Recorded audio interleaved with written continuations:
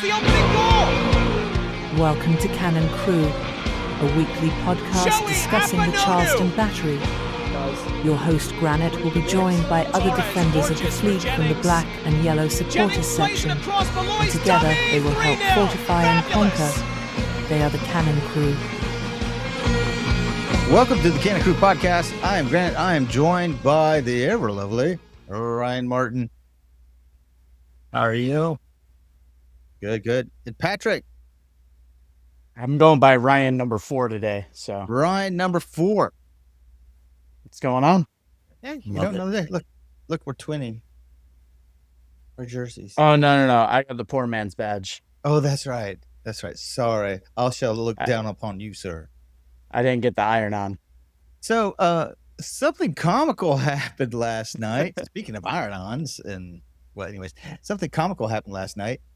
So not often do we get to play the spoiler, but Lord, did we do some spoiling last night? Did we break some little Tampa Bay Rowdy hearts? That we did. We swept them on the year. And not only that, we stopped them from really winning the only competition they were really in. A little Spursy, I think. I think that's what it was.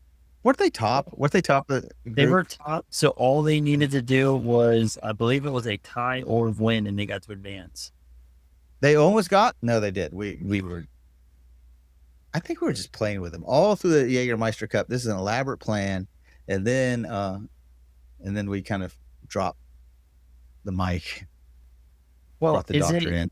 You think it was kind of planned? So now we get our 2 loanees who are out at Greenville get to advance further through this cup competition and allowing them to play USL championship teams, because Greenville was the only non-championship team to advance to the round of 16. So I'm not a conspiracy theorist, right? Not saying that we control things like we have levers behind the screen, but we interview Toby. Guess what? They advance on. Mm-hmm. I don't know what else. Food for thought. I think we're got a curtain somewhere. So I would like to spend like the next 25 minutes just laughing at him because it was kind of funny. I think because it really was. But here's the bullshit part. They're a bunch of fucking thugs. The foul on Christian Garner, who is, I don't know if he's a friend of our Cannon Crüe, but we've also interviewed him. He's a great guy, communicates with us and everything. That foul was a red card if I haven't seen one before.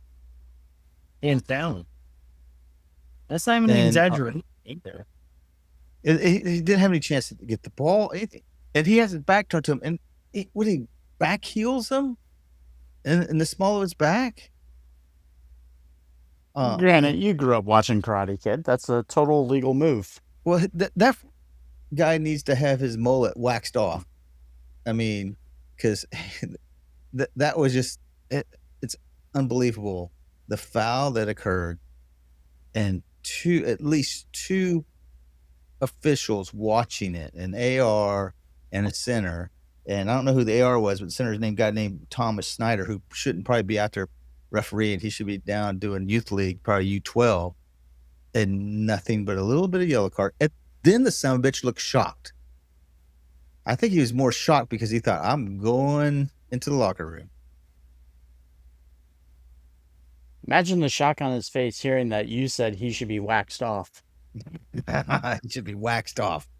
So it's ridiculous, right? It's one thing to do a 50-50 challenge ball. I'm very much for that. You're going for the ball. Everyone has the right. Me personally, I think keepers are overly protected in a lot of leagues, and it's quick to a whistle for a lot of stuff that's not an issue. This is one where the guy's coming through his back, no attempt on the ball. The keeper has it for a solid half a second, which is a lifetime when you're in the air, and he still makes the move at him to disrupt him, to injure him coming down. Mm-hmm. Because the goalie has to hold the ball. So he can't put his arms down, can't lay out, do something like any other player on the field will do. So, yeah, I think legal terms, they call it bullshit. Yeah, that's what we call it. Call it dude deserve. Oh, anyways. So Christian said that he's injury's not too serious.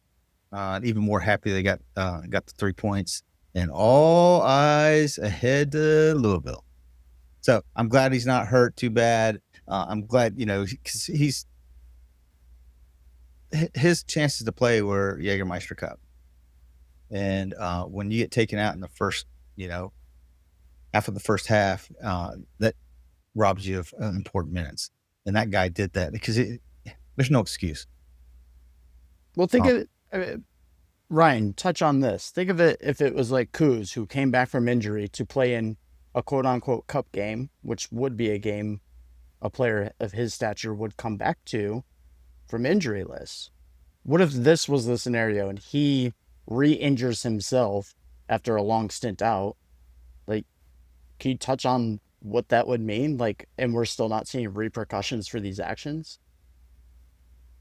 I think it's a wake up call for these league officials, especially who have been in a typical hot seat, dealing with what we had to deal with in the final back in 23. All of last season, I felt like the referees were under scrutiny, and then again, we find ourselves in the middle of the season where we're not getting the help, the player safety, especially the keepers. Like, I understand players will say keepers are overprotected in certain leagues or in other areas and all that stuff. Keepers should be protected. Overprotected is one thing, but he was not protected at all. And if that was also Kuz, he was coming back from injury. It's well known that he's coming back from injury. And if he were to get re-hurt, you'd have to think that's not cynical. Like, it has to be cynical in the way it was done. Like, as you could point out with Christian's injury or foul against him yesterday, like, that was cynical. There's no part about that dude truly was going to go win that ball. There's no part of that. He intentionally. Yeah, and I think it's past cynical. I think it's almost violent conduct because he was trying to hurt him and he was out to hurt him. Couldn't play the ball. The ball's up in the air. Christian's got it between his hands above his head where he leapt up to get it. Not even a chance to get the ball. So I don't know. There's no other excuse other than that back heel into his back as being violent conduct, and that is well deserving of a red card. Because you also think too, the player's completely unprotected, and when you go up in the air, like, anything could have happened. He could have landed on his neck. Like, when you're not, I just don't think these referees even think about it. This particular case, you're not even challenging for the ball because your back is to the keeper, trying to jump into him. You're not even attempting to go for the ball. So it makes a whole nother case for, is the league ever going to take a retroactive step and actually control these things, control this violent conduct that goes into certain teams, which we talked about earlier, granted, but certain teams have this style of do it until you kind of get yelled at, or everyone knows this league has certain refs that you can push around a little bit. I mean, this is a great case of it. This guy goes in and then, like you said, Ryan, acts surprised he gets a yellow. That's a straight red. You should be off the field. There's no intent to go for a ball. You're trying to injure another player on the field. If a guy leaps in with 2 studs up at a guy's ankle, is this ref just going to be like, hey, here's a yellow? I guess so. I mean, anyways, I don't want to talk about it anymore because one thing I actually haven't seen this season, we got it against us 2 years ago, like numerous times. Beginning of the game, we would almost always be handed a card. Like, I think we were playing like Hartford Athletic in the 5th minute. Leland got a red card, and there was other games where we got a yellow in the very beginning. All that stuff.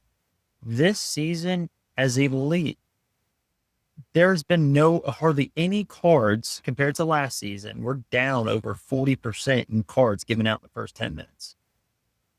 And I feel like this year they're going full throttle in the first 10 minutes, just seeing how much you can get away with it. I mean, there is certain gameplay, right? Like, you test what a ref's willing to do. Some games are bigger than others. Some refs handle it correctly. But, you shouldn't be leaving it up to a referee. We know when fouls are fouls. as players, as fans. You understand that as coaches. A ref shouldn't just be like, I didn't see it. You have 3-4 other people on that field to help you out with earpieces to let you know. Same with throw-in calls and like kicks off of another player. That stuff is bare minimum, should just be correct or incorrect. Like, you shouldn't be second guessing and like, oh, I need to go have a chat. If he saw it, then he saw it. You take your lineman's judge, like his word for it, and you go off of that. Well, you didn't see the guy go up in the air. You have a guy right there staring directly down that line because he's looking for offsides. He's making that call for you then. He's there to help you do your job. He's looking at a different angle. That's the idea behind the ARs on the side. He's looking at a different angle. So that center should have walked over to the AR and said, what did you see? Do you think it rises to this level of conduct that he should receive a red card? I didn't see any of that. It was just a foul, and then all of a sudden threw out a yellow card after he tried to preach to him or something. These are just pinnacle moments in a game that sway the entire game. Well, we had to make a keeper sub. Yeah. We had to sub a keeper. We had to use one of our substitutions on the keeper. If we only had, say, 16-year-old Ortiz on the bench, that's a big difference than having a seasoned vet that's our number one starter sitting on the bench come in. Like, that's a game changer in itself. And they're purposely out there to do that. So this game could have went a completely different way, and it just needs to be handled in the correct manner. You're not sitting here being like, wow, I mean, we're just guessing. We're all professionals. Handle your situation professionally. You're getting paid to do your job. If you're not going to do it, there's a million other people that want to get paid to be a professional referee. Let them come in and have a shot at it, because it's just unacceptable. Maybe there's not enough competition. Maybe that's what it is for referees. Maybe there's not enough competition, so or they don't have a sentence program to where if you call, like, I don't know, maybe if you get given like 20 bad calls in a game that are knocked down, then you get to lose. Like, you have to go down leagues or something like that. Like, there's no repercussions for officiating or a standard being held. And this is not just in soccer. This is across all sports. And a lot of people are having these issues because, like, I know in the NBA right now, they're wanting to hold referees accountable. I think in the Prem, we're wanting to interview referees after games. I think that would be awesome. Well, let them answer why they're making some of these decisions. There's going to be always mistakes made by referees. There's always going to be that. That's the human part of it. But when it's so blatant, and it's so blatant and it's so obvious, I think the referee knew that there's no fans down that end because they ripped the stands from down there, and there wasn't going to be anybody yelling, screaming at him because nobody really saw it because the fans weren't close enough to see it. I don't know if he took advantage of that. I don't know. But something needs to be done about referees like that when they make calls that are not just a judgment call or just not a simple mistake because the action is moving too fast. It was two players, nobody else around him. Keeper has the ball in his hands, and he gets, kicked in the back.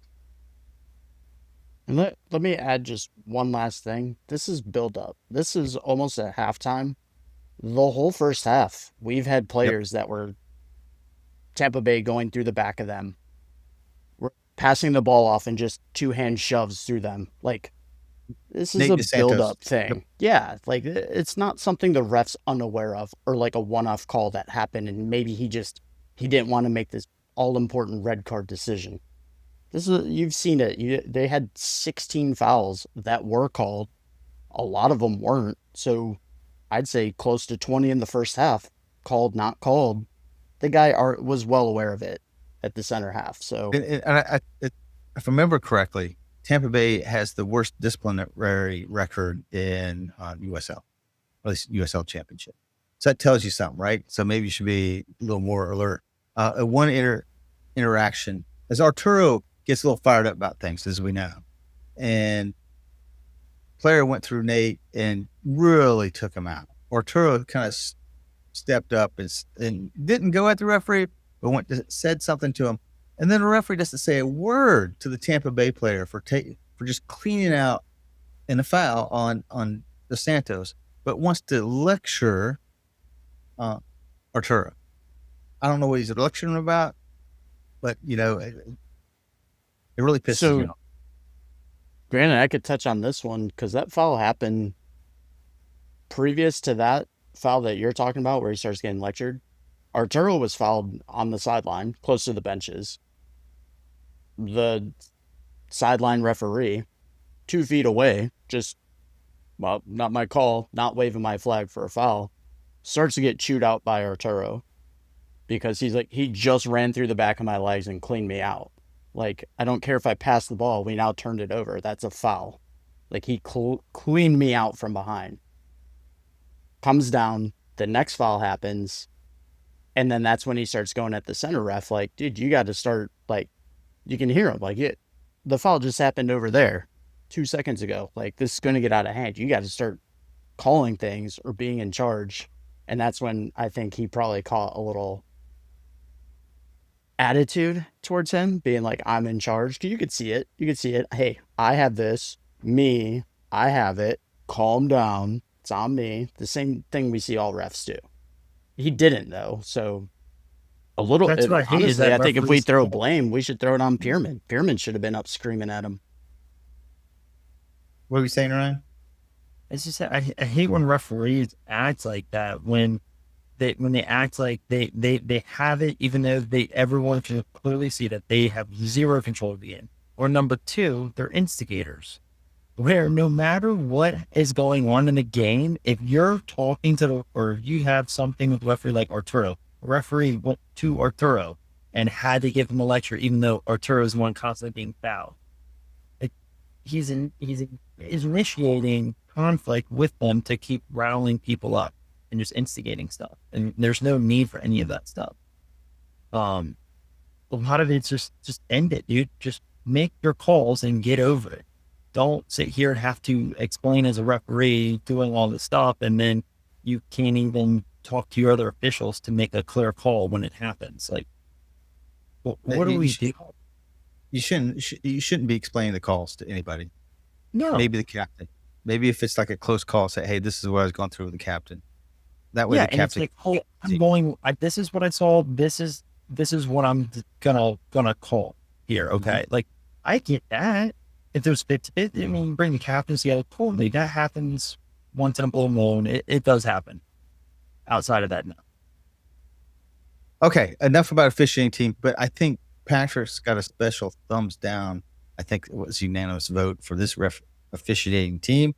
Patrick, would you like to give us the thumbs down? I do. Yeah, I really want to do it. And for you who aren't looking on YouTube, just check it out. Just imagine my face is the referee's face right now. He deserves this one. A big double thumbs down. That's watch on YouTube. I was going to describe it, but no, watch it on YouTube. So anything else we got to discuss about this match other than the doctor coming in and leaving bodies laid on the floor? I mean, if we want to touch on it, how shit were we as a team? Worse. I had people that don't usually go to matches kind of like, is Tampa Bay that good? I said, no, they're shit. They're absolute shit. They're a bunch of thugs. They're shit. I don't know why we're not playing well, but it wasn't a super Torres weakened wasn't there. squad either. Like, yeah, we're missing 1 or 2 starters, but Cal's out there. Our defensive line's out there. Our midfield's out there for the most part. Like, it should have been over. You shouldn't be getting peppered with shots and good chances. Yeah. Like, they should have been up 4 or 5 goals on us. Yeah. Well, anyways, so MD got a goal, puts up 2-0, I believe, and then they come back, got some kind of header. Nate wasn't paying attention or something. I don't know what happened, but wasn't marking the guy up. And I kind of thought Luis should have come out and captured that big oblong cross there and picked it out of the air. But maybe he was a little hesitant, knowing that he might get a karate kick in the back from a Tampa Bay player. Maybe he said, I ain't going to that shit. I mean, it was the 90th minute, so maybe this is dead legs out there. Yeah. Putting in 100% when they should, 2-goal cushion, but this is football. This is what happens. You give up an inch, they can take it and get a goal out of it. So. All it takes is a second. Ryan, any final thoughts on Tampa Bay before we get into the big game that we haven't discussed yet? No, excited that we don't have to play them anymore, and we won't even see them in the postseason. So, Oh yeah, that's right. We probably won't see him there. And so we had how many times did we play him this season?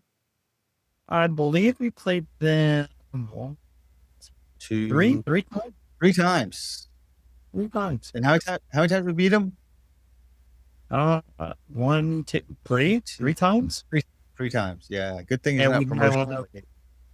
Yeah, and we have 7 goals scored with only conceding 2. And I think we let them have it. I think those are mercy ones. So let's move transition, pivot, turn, whatever you call, and go to the other thrashing of the other Florida team, Miami. Well, most people didn't realize that this Miami game was a redemption game for us, as we had Big dropped time. our first game up, was lost to them. Are we That and changing our names to the Charleston Hurricanes? To the what? To the Hurricanes? We only just clean up all of the Florida All coast. of Florida. Like Sometimes we're a Gulf storm. Sometimes we're an Atlantic storm. So let's quickly talk about the influenza that Ryan has. We don't share a mic, so anybody that heard that sneeze and didn't see it, you were not sharing a mic. His quarantine is quarantine. Ryan is now quarantined. I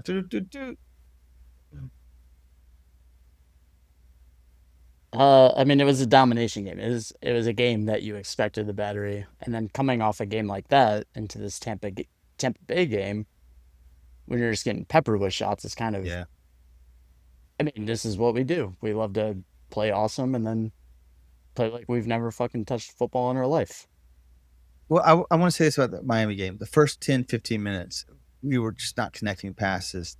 I don't know what the pass percentage was in that first 15 minutes, but we weren't connecting, and we're giving up a lot of interceptions and stuff like that to the other team. But one thing I wanted to say is that our guys never lost their composure. It wasn't like they started going getting upset with the missed pass or a missed tackle. Stayed in it, and then all of a sudden we started rocking and rolling. Ended up with Joey getting his first goal of his professional career, which is huge, fantastic for him. Congratulations, Joey, because that's I think it's a huge feat, especially coming off a set piece, corner kick. Remind me of some of the players we know, Patrick. Learning from the best. Yeah. And I'm glad he got that, because he deserved it. He's been working hard, stepped up when he need to, and he's played himself in that position. And it was because the Miami player just threw himself on the ground because he was so intimidated by Joey, so it gave him basically a free header. I don't know, but anyways, he had to work for that too. It wasn't like it was just off his head. He had to lean into that. It was a beautiful play. Good job with Aaron kicking it in from the corner. Yeah, same lines for Ikaza, right? Another player who's just worked his tail off for the past few weeks, and he's another guy that gets one of these well-deserved goals. It's not a chance fell to me. I'm sitting at the back post. Last year, MD Myers goals. But like a guy who's just working his ass off, game in, game out, bench, sub, start, whatever. The coach asks of him, he goes in, he does it, and it's nice to see these guys get rewarded, and rewarded on the field, not just with playing time, but with a goal. Yeah, there was one moment where he picked up the ball right outside of our 18 and just saw space and just took off with it and just ate up. Usually you pass through those lines. He dribbled through those lines because nobody was even get close to him. I was like, man, this guy he's always on fire. If there's any energy, there's energy in Ikaza's legs, and he was showing it. But that goal that come in there, that was fantastic. Probably the shortest guy in the field. And at that point, he was leaning way back, so he's definitely shorter and still schooled Miami. And maybe that's the point. It's showing he's kind of like chillaxing or something. I don't know. Speaking of always on fire, Ryan, What do you think of the Akaza overall Akaza performance past few weeks? Maybe not the goal, but like how he's been performing for us. It's hard not to be excited and hopeful for what's to come, because Akaza was, say, for the fair part, he had a very slow start to the season, dealing with some things off the field, on the field. And now that he's in this big role again, like how he has been for this team, he's not slowing down at all. Like, he's showing consistency in his consistent strides to raising his standards across each and every game. And he looks even more happier, like when he's out doing stuff off the pitch, on social media and stuff. Everything looks like it's going great for him. So hopefully, good health, good sleep, everything keeps coming, and he just takes off the way he does. I'm super proud of him, and super hopeful for this playoff run that he's gearing up for. They're moving him around. He's moving from, he normally likes to play that 8 role, but he likes, they've been putting him back in the kind of the 6 and moving him back and forth. And I think he's picking up his stride on both those positions. I think it's fantastic. Yeah, just like, you're right. So like last year they had him in the 8, and this year it's more of like in between a 6 and a 10. Like just rotate those two, and he's having different strides in those, and he's just one of those well-rounded, utility, versatile players. But he is just so dominant in that midfield. I bet you. I'm sorry. Go ahead, Patrick. Yeah, I was just gonna say. I bet you MD, Malloy, and Pierman are the 3 happiest guys in the world to be like, hey, Pierman, I can just throw you in to whatever. And our other 2 main guys, because we've seen MD kind of solidify that role behind Cal, and it works, and he is doing it properly, but he needs a break every now and then, and same with Malloy.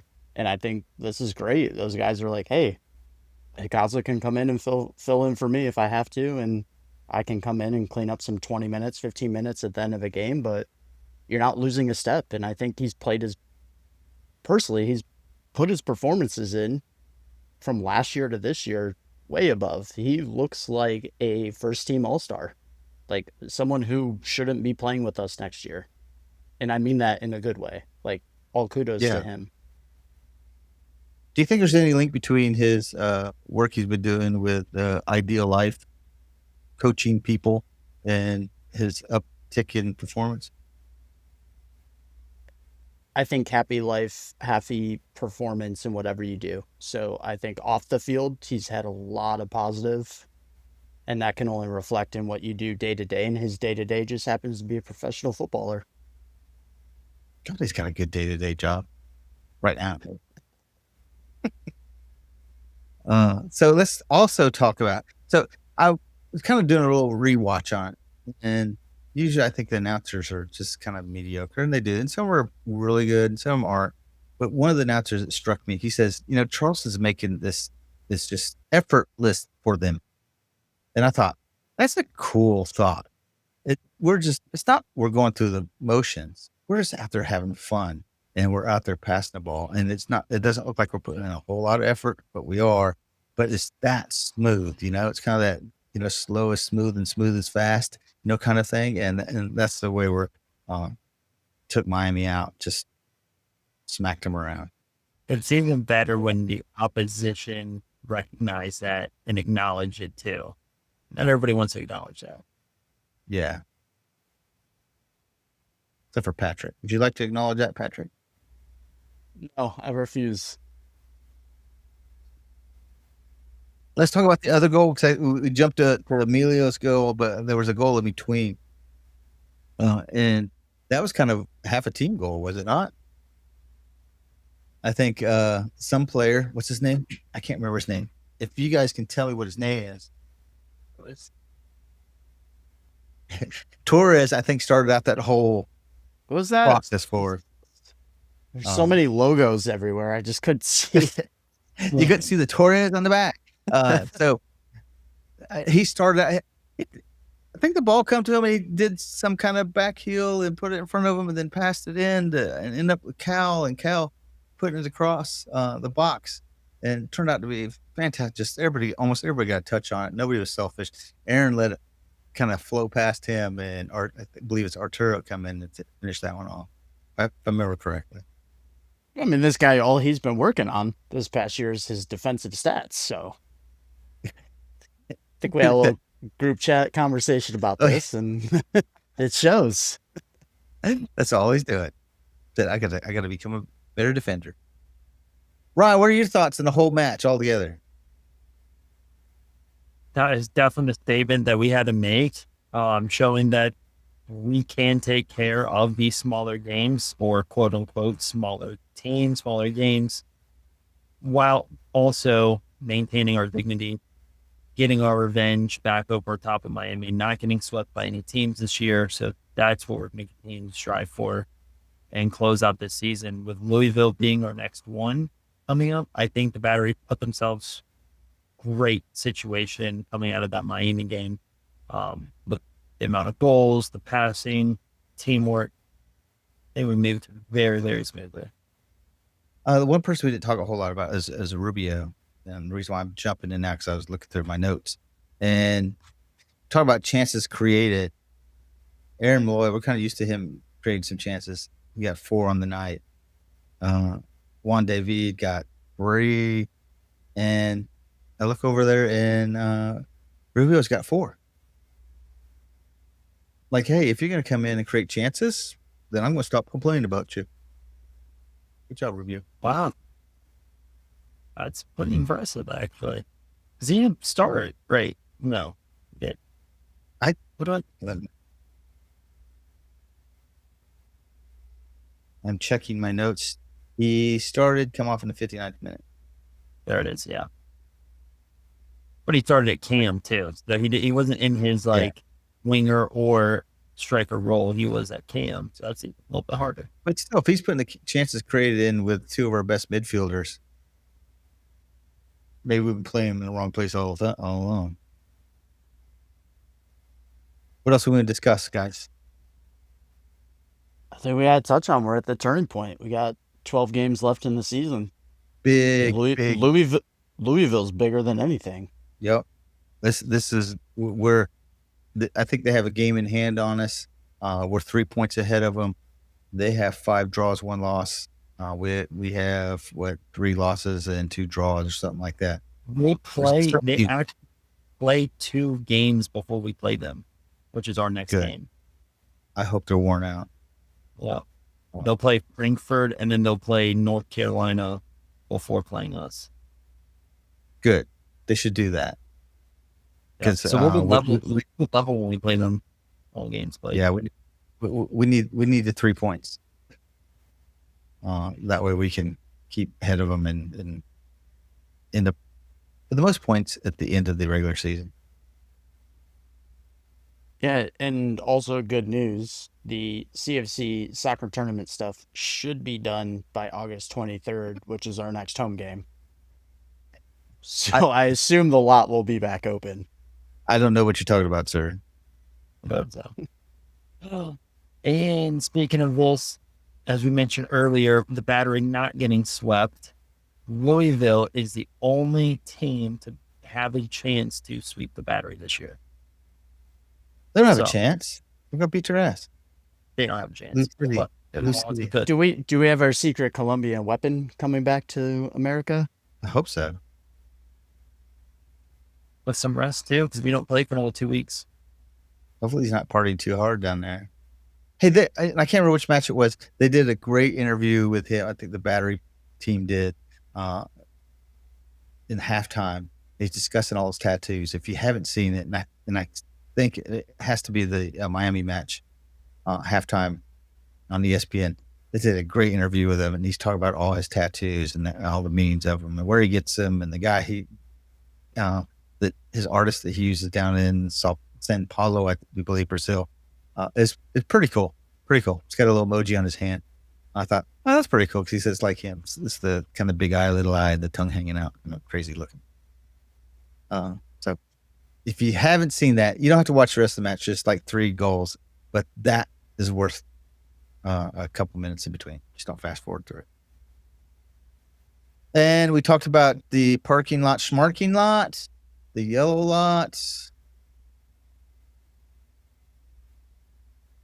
We won't talk about anything else. No, I guess if you haven't got your swag, go Right. grab it. You're running out of time. So, Did you hold up the little mini scarf? Okay, so I was gonna. We said mini scarf. I was like, mini scarf? What the hell? And then I saw it, and I was like, it's actually not that bad. It's a little mini one. Those hot nights like last night. Last night was boiling. I work in an office all day, and so I don't mind the heat, but last night was boiling. I worked outside all day. It was hot. It was like a low country boil. I mean, it was just cooking. At one point, Emilio, I think it was Emilio, you just see this sweat drip from. I was like, okay, I don't feel so bad. This elite athlete out there, even though he's working a little harder than I am, he's sweating and I'm sweating, so we're good. We're both at the top of our game right now. Exactly. I'm in the beer line. I'm stepping quickly forward. Okay. We didn't win the raffle from the regiment last night. We're not bitter about that. Not bitter at all. We're going to get it next time, though. Well, that's why Ryan doesn't have on his white jersey. Because it was stolen from him. I thought he was going to win it. Next time we're getting a sponsor and they're buying us 3,000 tickets. So we can still lose. If it's Ryan by himself, Ryan wins stuff. If I'm involved, I ain't winning shit. All I get is a hard time. It's true. He bought too many tickets into the raffle. I brought my lethal weapon and they kicked me out. So enough said. Anything for the good of the group? No, let's go kick Louisville's ass and not leave it up in the air until playoffs of like they just own us. Let's at least get one back. Oh, there's one more thing I want to talk about. Leland played last night. He's getting more minutes. Does he oust Joey center back? Yeah. Isn't this such a great if he's problem fully to have? fit, yeah, he does. He is. Wonderful. He's our captain. Yeah. But where do we take Joey? Joey's scoring goals. I think Joey and Leland play next to each other. What was that random dude we got from the Scrubs last year that we were talking about CDM and center back for 6 months and he never fucking touched the field? We just put him in that makeshift role that we created that doesn't exist. I want to see Joey out there. I don't know where to put him. I think they'll get playing time. This is just good that you can bring on some solid players if they're playing a little too soft or not ready yet. You can make that change, but how about Joey? I'd like to see Leland back. I think that this has given him more fire to bring his A game again. Okay, Leland back in. Joey is our forward. Maybe put him at right back. Sagbers has been having some bad performances, so. I didn't want to go there. But anyways, so we're not going to go there. We'll leave it for next time. We'll see how. Louisville's a big match. Think about going up there, but.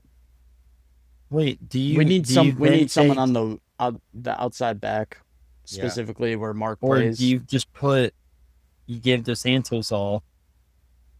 Or no, but DeSantos on. So your back line is DeSantos, Graham Smith, Leland, Joey, and then you have DeSantos kind of play in front of them, and then have a back line of 3 center backs. Because you're going to get. Ryan's dead set on that 5-back system. Yeah, you're going to get fucking cooked against a team like it will work. Honestly, I could see Graham Smith and Joey starting. Did we not try three at the back? Basically a 5-back system, and then we had to switch up in the middle of the game? Yeah, in the middle of the summer when it was boiling hot.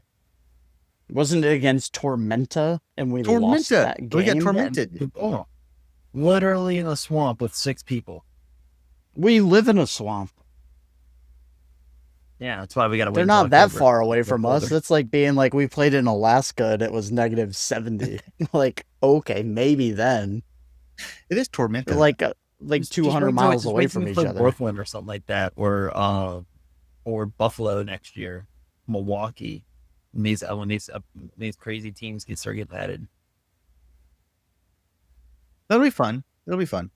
We got to get this Cannon Crüe bus. I had an idea, but it might not look so good for us. We'll work on that.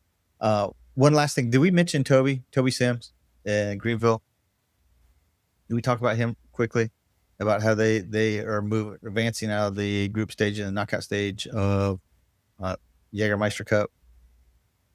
And I think it'll be a great thing that if Greenville can go through, just take the whole thing. Go out. What you meant to say was you're welcome, Toby. What I meant to say is you're welcome, Toby. Yeah. Well, and the Battery still have 2 of their loanees out there at Greenville too. Nice. I think Toby would fit in nice in our system too. But anyways, what do I know anyways? What do I know anyways? Then Ryan, then you might be able to convince me to go to 3 backs. But until then, goal. Ryan's a keeper, so he just wants a bunch of good.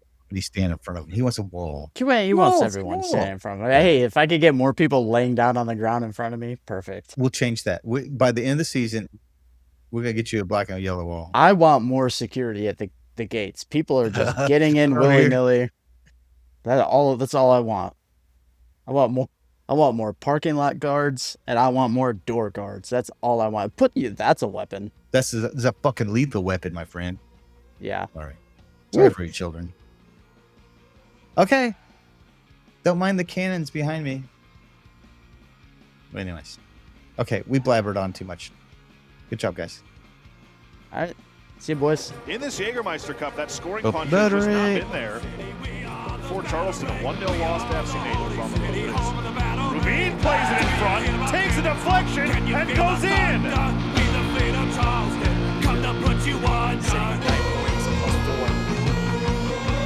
And in front, Charleston make it 2-0, and it's empty Myers. A thorn in the side of the Rowdies all season.